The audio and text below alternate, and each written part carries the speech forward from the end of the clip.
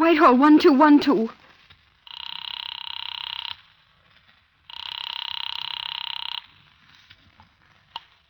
This is Scotland Yard.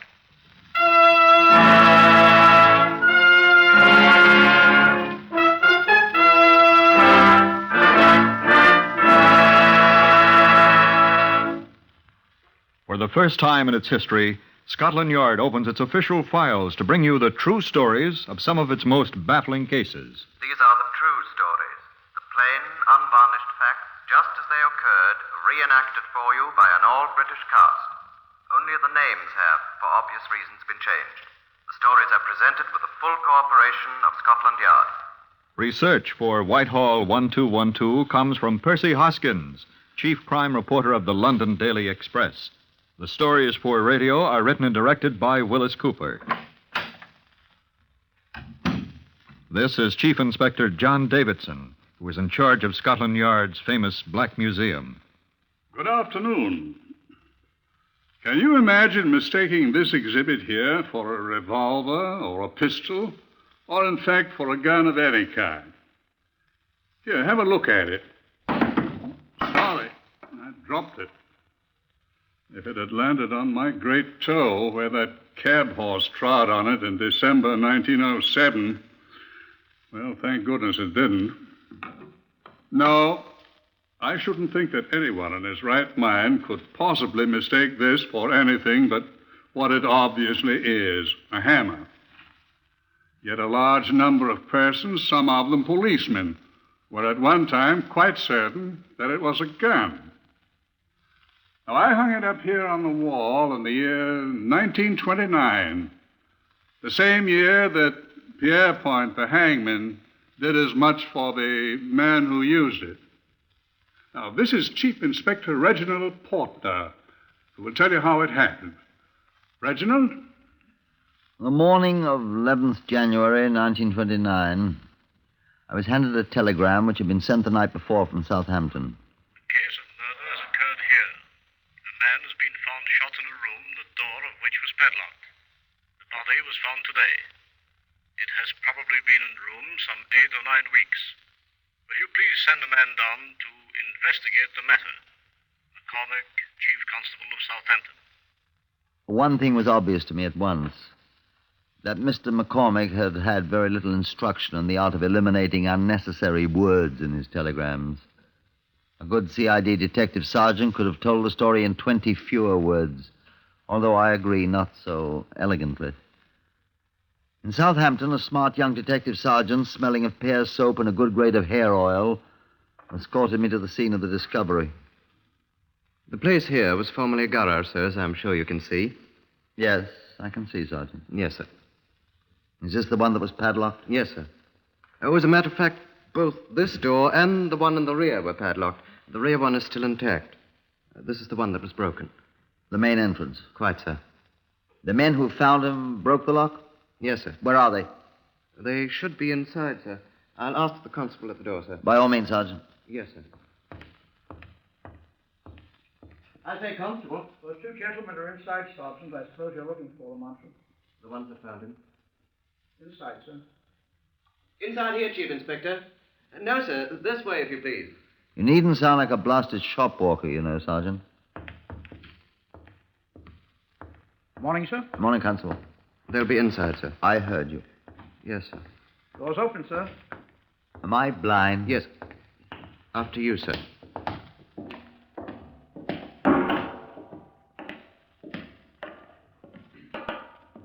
Where are they? Mr. Remington? Mr. Finn? Where do they go? Mr. Finn, are you here? Over here, Sergeant. Over here.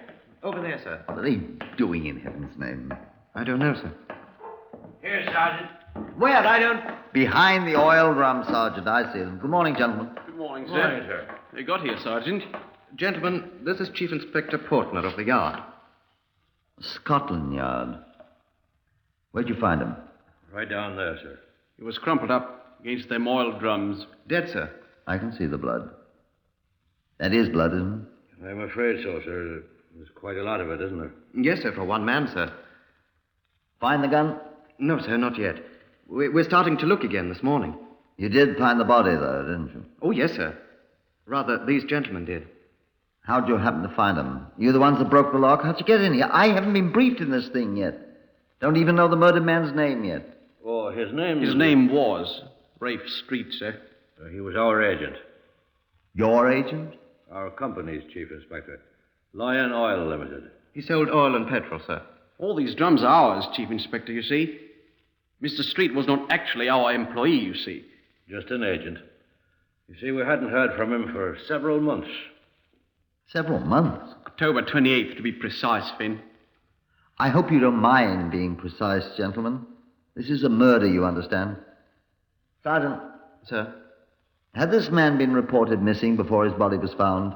Not to my knowledge, sir. I'll want to know why his disappearance wasn't investigated, if he was reported missing, you know. I'll check, sir. Now, gentlemen, I am to understand that your agent had not been heard from for something over 2 months. And you people up to now made no effort to find out why. Is that true?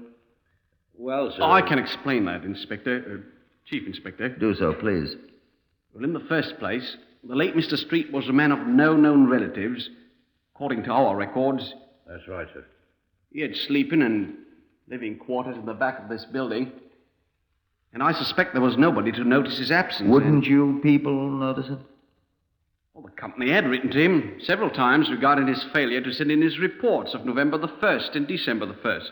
Isn't that unusual with you people? Not necessarily, sir. Our agents are often late in rendering their reports. Oh, yes. We did become concerned, Chief Inspector, when we'd heard nothing at all from Mr. Street for so long. He owed us 3 consecutive monthly reports. November 1st, December 1st, and January 1st. That's right. So the company sent us down from London to investigate, you see. That was when you found his body. We found the garage door padlocked front, rear, and... We had no keys, of course. So These premises were Mr. Street's. So I got a tire lever on my toolkit. Together we ripped the padlock off the front door. We have that padlock, sir. Be quiet, Sergeant. And then you entered and found the body. Precisely. We could have them both for breaking and entering. Sergeant, will you please put a sock in it? Well, sir... Sergeant. Yes, sir. You didn't use a hammer to break that padlock, gentlemen. No, sir. No, sir. Tire lever. From, Well, then will you tell me what that bloody hammer's doing Sir, is it here? necessary to use such language? Sergeant, you have an evil mind. Will you look at that hammer there beside the Lion Main SAE-30 oil drum? How'd that blood get all over the hammerhead if that man was shot?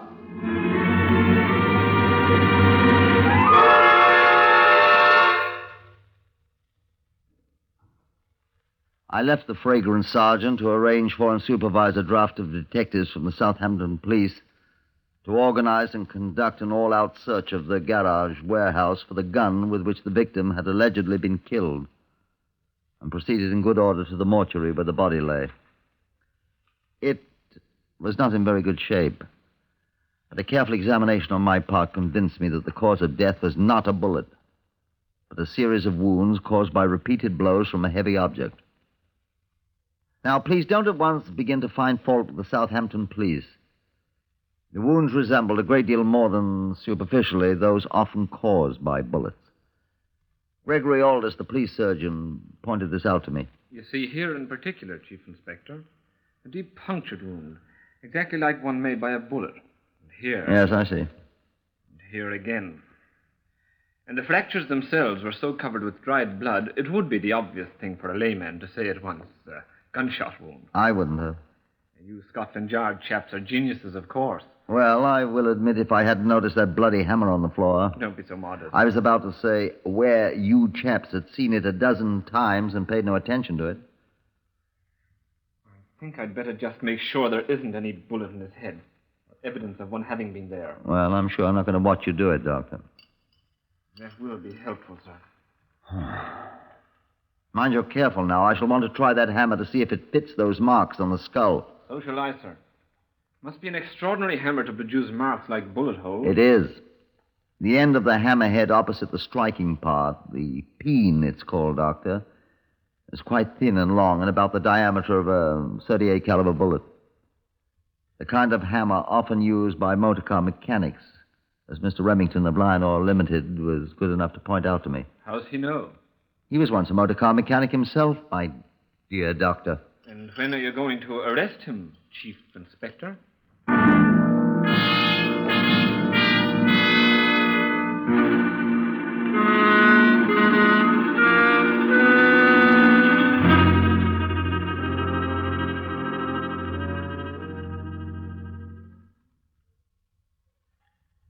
It had occurred to me at the very moment I was saying it to Gregory Aldous.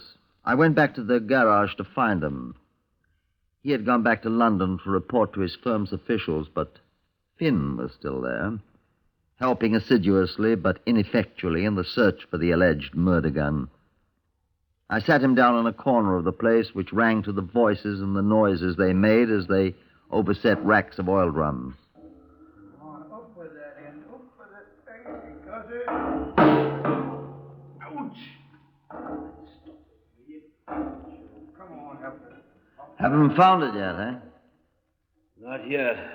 Oh, my sainted aunt, I'm tired. Tired? Those oil drums were in the neighborhood of 100 weight apiece.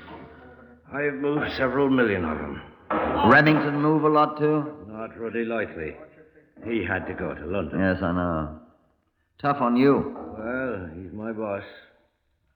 Fine to be a boss, isn't it? He's all right. Known him long?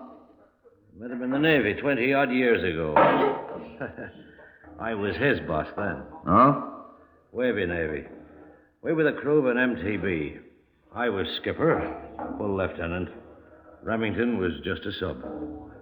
I hadn't a job when we were demobbed, and he was going back with Lion Oil. He offered me one, and I've been there ever since. That before he was a motor mechanic or after? During. We ran the company's garage in Cheltenham before we got onto this job. You're both motor mechanics, then? Yes. You're both familiar with that kind of hammer I found, then? Oh, quite. We used dozens of them. No. Sergeant! Sergeant! Sergeant! Oi! Sergeant! Yes, sir. You want me, sir? Sergeant, that hammer's still here? The one you found, sir? Yes. Yes, sir. Take it, please, and deliver it to Dr. Gregory Aldous of the mortuary where the body is. Dr. Gregory Aldous, the police surgeon? Yes, sir, I know him. Right, but be very careful with it. Oh, I will, sir. I had Geordie Tucker photograph it, sir, before I moved it and wrapped it up in paper and put it in a biscuit tin I found. I'll send it right away. Take it, I said. Yes, sir. Wait there for me. Yes, sir. Yes, sir. Nice chap, that. Oh, yes, quite. So you've known Remington a long time? Oh, yes. How long have you known this dead chap, Street? I never saw him till now. The first time I've ever been in Southampton, even. Oh? Remington know him long? He'd never seen him either. Oh, hadn't he? I don't think so. He'd tell you if he had, wouldn't he? I expect so. Oh, why? Just wondered. You think Rem killed him? My dear man, how do I know you didn't? Why on earth should we kill him? That's what I'm going to find out. Come along, I want to see this fellow's books and papers. Now then, you chaps get going there and see if you can find me that gun. Which I doubt. Come along with me, Finn. All right.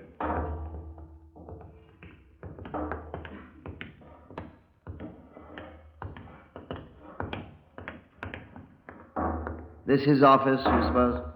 That must be the only door in the place. Open it. You've got keys, haven't you? I've got no keys. Then I'll open it. Stand clear. Some use for regulation police boots, after all. Oh, this must be where he slept. Oh, fair frosty in here. Ugh. It's a pity there isn't a window. Had he any desk? Doesn't seem to have had. Oh, how'd the man do business? He did all right. He was a good customer, even if he did live in a pigsty like this. Wonder where he kept his money. Here, what's this? What is it? I found where he kept it. A kid's money box. Well, it's empty now. Don't touch it and spoil the dabs. The what? Fingerprints. Oh. Robbery, eh? Place was locked up. There's a spring lock on the door. Ah. Poor devil must have closed it himself when he came out. Oh, no, the murderer did it after he killed him and broke the money box over. Cool blighter. He must have known the place pretty well. What are you looking at me for? Where are you going? Well, I just want to see what's in this coat there. Where? Here. Oh. How did you know it was his? Whose? What's his name? Streets? I don't. There must be, though. The murderer wouldn't leave his. Let's have a look at it. Give it to me. Here you are. Pockets full of papers. Well, not exactly full. Letter. Here, hold the coat. Uh-huh. Ah. What's the matter? How well do you know your friend Remington?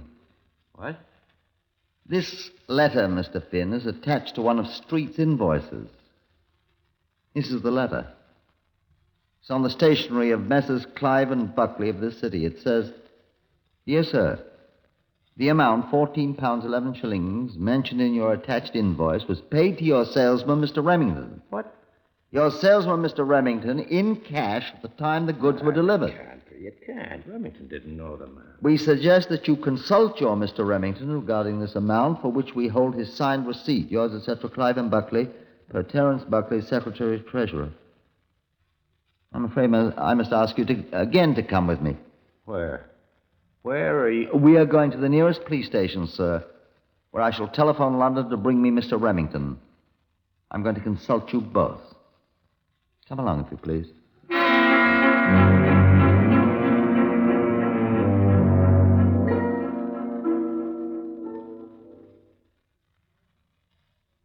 It was no trouble at all to reach Scotland Yard in London and to arrange to have Mr. Remington contacted at Lion Oil and then accompany an officer back to Southampton. In the meantime, Mr. Finn consented to accept the hospitality of the Southampton police until his partner arrived. Myself, I went to the mortuary, found Gregory Aldous gone, and left that gloomy place for Aldous' official quarters where he sat talking with the sergeant, who was not so redolent of oils and unguents by now. Gregory Aldous looked at me pleasantly. Well, was I right, Chief Inspector? Hmm? Have you arrested Remington? He'll be in custody at once, yes. What did you discover about the hammer? It fits perfectly, sir. I was speaking to Dr. Aldous, Sergeant. Excuse me, sir. Does it fit the wounds, Doctor? Perfectly. Good. There's no bullet in the skull, though. I hope he didn't spoil it. It's a trifle difficult to spoil a skull that's been worked on by somebody with a peen hammer, sir. The sergeant here has made an interesting discovery, Chief Inspector. Oh, has he? And what have you discovered, Sergeant? Where the hammer came from, sir. What's that? You looked at the handle, of course, sir. Of course I looked at the handle. Why? You saw that Morris Works and a number was branded on it. Sergeant, I must admit I did not. Thank you, sir. Who is this Morris Works? Did you find out? If you had lived in Southampton, sir, you'd of course recognize it at once. Of course. Well, what's so blasted funny? That's the factory where they make the Morris motorboats, sir. The Morris Works. Well, I'll be blowed. That shows you what a Londoner doesn't know, doesn't it? And what else did you discover, Sergeant? Well, sir, I rang up a chap we know at the Morris Works, and I asked him about that number. Good. And he put me on to the tool issuing department, and a man there recognized it at once. Better and better. It was the number of a chap in the engineering department, a motor mechanic. You see, Aldous? We were right. I was right. Go on, Sergeant. Go on. Well, sir, that's the lot. We found this fellow, name of... I wrote it down. I found this at the garage while we were hunting for the gun. There isn't any gun. Nothing but the hammer. Yes, sir. The fellow's name is P. Gallons... No, that's not it. Oh, here, on the other side. Here it is. Teddy Finucane. Go out and arrest him at once, Sergeant. You found him, you make the arrest. Thank you, sir. Doesn't suspect anything, does he, yet? He's not the one, sir. What? What are you telling me? No, sir. On October 24th last year, Finucane reported that his hammer, A spike peen hammer, he called it. I told you, Wyllis. Spike peen? Go on, Sergeant. Well, he'd lent it to a man, a stranger, who never brought it back, and he had to requisition a new one. That's all, sir. Well. Sergeant, just as soon as they deliver this Remington chap from London, you and I'll hurry him right down there. It would save time if we got this Teddy Van Newton to come up here, sir. Right. Then we'll let him identify the fella. No, by gad. What's the matter? Let him identify whichever one of the two borrowed the hammer. If he doesn't know the man's name... He doesn't, sir. Well, that's either Finn or Remington. They're good friends. We'll see which one he identifies. Sergeant, that's extraordinarily good work. Thank you, sir.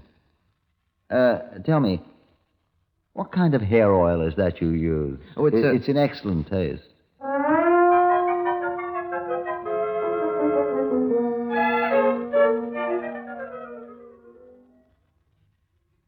The identification parade, to which both Remington and his friend Finn readily consented, was scheduled for 10 in the morning in a vacant room at the Southampton police station, to which the sergeant was attached.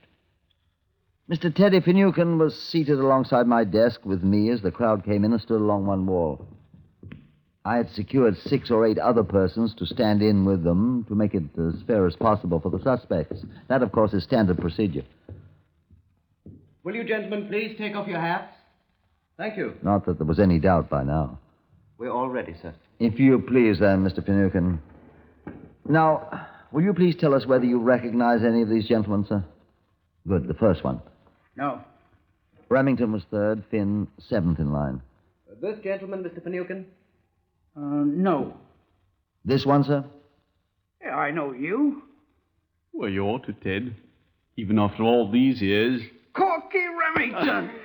Oh, I haven't seen you since the night you and I and Joe Finn were thrown into the clink together. And Sheerness. Where in the world have you been? Joe Finn's right here, Teddy. Why, Joe, it's Teddy. Why, Teddy Van Newton, why, you old blighter. You know them? No.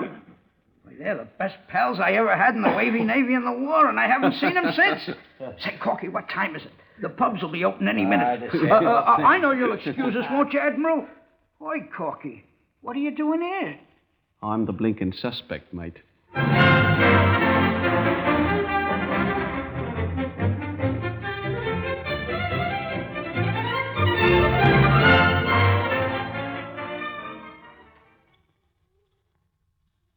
By 9 that night, they were all 3 in jail. The charge was under the Act of 1872, in such cases made and provided, Section 80 of which reads, being guilty while drunk of riotous or disorderly behavior in any highway or other public place, whether a building or not. It had been both, and the Royal Navy Volunteer Reserve had done themselves proud. Mr. Teddy Van Newton, former artificer petty officer attached to motor torpedo boat squadron Ump, was able at last to master his hangover and speak to me. No, sir. They ain't the man I lent my hammer to. No, sir. Positive. I'm very sorry to have put you to all this trouble, Mr. Van Newton. Pleasure, sir. But it couldn't be them. Neither one of them has a slide in his left eye. Port, starboard, right eye. Cross-eyed, you mean, Swivel. Should have told you before. And a cut on his same right cheek. Big one. That's all I know. There's Corky. He'll be able to join you for breakfast, Mr. Van Newton, I'm sure. He and Mr. Finn both. Breakfast? I shall probably join you then. Breakfast. Goodbye. Come along, Sergeant.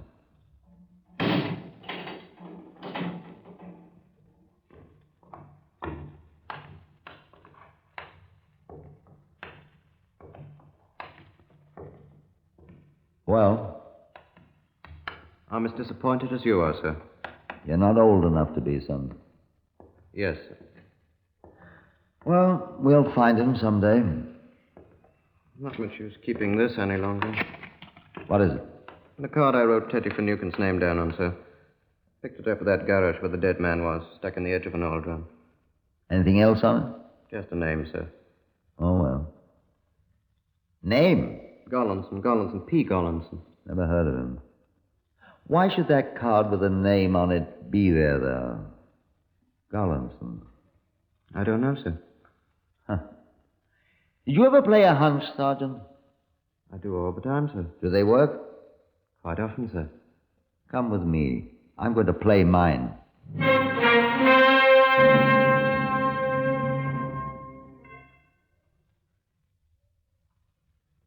I borrowed a telephone in Dr. Gregory Aldis's office at the police station. Trunk call, sir? I'll get it for you. What's the number? Whitehall 1212. Right. Put us through to Whitehall 1212 in London, please. It's Chief Inspector Portner calling. Yes, sir.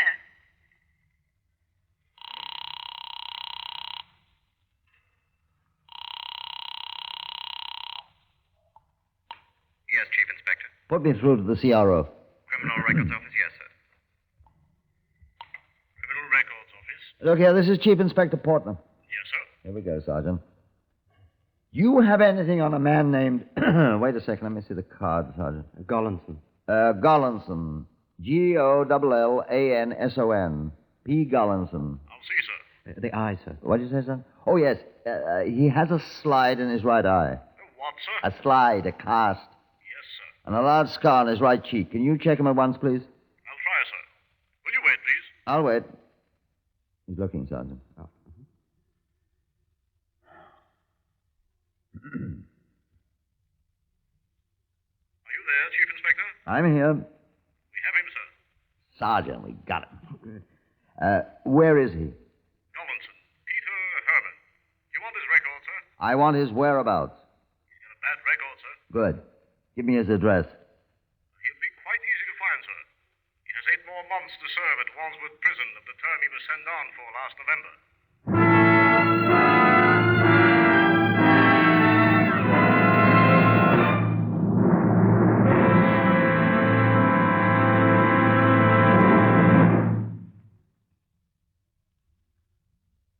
That's all.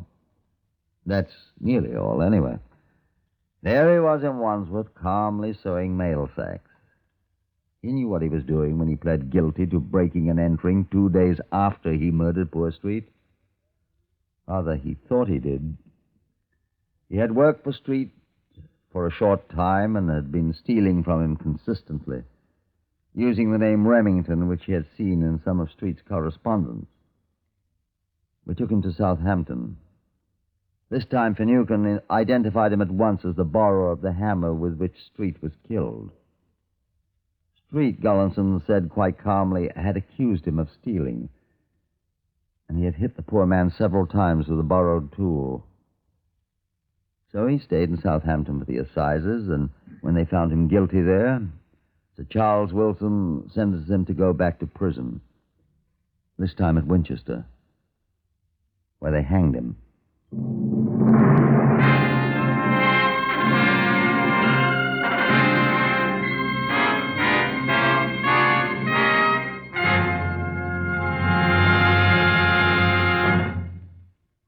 Heard today on Whitehall 1212, Horace Braham as Inspector Portner. Others in the order of their appearance were Harvey Hayes, Lester Fletcher, Maurice Gosfield, Pat O'Malley, Gerard Burke, Francois Grimard, and Gordon Stern. This is Lionel Rico speaking. Whitehall 1212 is written and directed by Wyllis Cooper.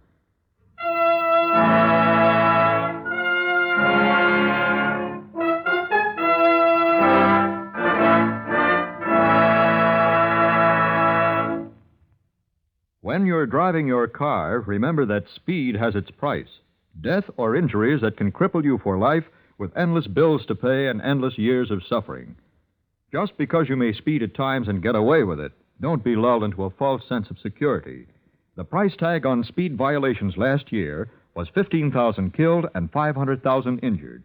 This year, thousands of lives can be saved if you and millions of other motorists come to the sober realization that speed is the biggest killer on the highways. Follow the campaign of the next president on NBC.